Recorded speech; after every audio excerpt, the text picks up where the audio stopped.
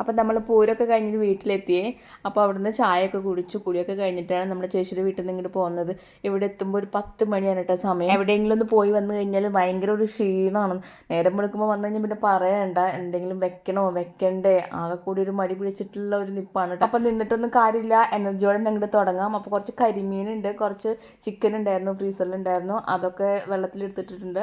അപ്പോൾ കുറച്ച് മസാല, ചിക്കനിലേക്കുള്ള മസാല ആദ്യം തന്നെ തയ്യാറാക്കട്ടെ. അപ്പോൾ മോൾക്ക് ക്ലാസ് ഒന്നും ഇല്ലെന്ന്, അപ്പോൾ അവൾ സവാളയൊക്കെ അരിഞ്ഞു തന്നു, മസാല തയ്യാറാക്കാനുള്ള കാര്യങ്ങളൊക്കെ അവൾ റെഡിയാക്കി തന്നു. അപ്പോൾ അത് ആദ്യം തന്നെ അടുപ്പത്താക്കിയിട്ടാണ്. പിന്നെ അപ്പുറത്ത് കുറച്ച് കുമ്പളങ്ങ ഒന്ന് വേവിക്കാനായിട്ട്, ചിക്കൻ കറിയും അതുപോലെ കുമ്പളങ്ങ നല്ല പുളിയുള്ള മോര് കറിയും, അത് നല്ല ഇഷ്ടമാണ് കേട്ടോ എല്ലാവർക്കും കൂടെ. അപ്പോൾ അതൊക്കെ റെഡിയാക്കിയിട്ടുണ്ട്. അപ്പോൾ ഇതേ മീനൊക്കെ ഐസ് വിട്ടിട്ടുണ്ട്, അത് വേഗം തന്നെ നന്നാക്കി എടുക്കുകയാണ് കേട്ടോ. ഈ മീനൊരു പ്രത്യേകത ഉണ്ട്, അത് നമ്മൾ അച്ഛൻ ചൂണ്ടി പിടിച്ചിട്ട് കൊണ്ടിട്ടുള്ള മീനായിരുന്നു കേട്ടോ. അപ്പോൾ അത് പോകുമ്പോൾ 2 ദിവസം മുന്നേ കൊണ്ടുവന്നതാണ്. അപ്പോൾ ഞാൻ ഫ്രീസറിൽ വെച്ചിട്ടുണ്ടായിരുന്നു.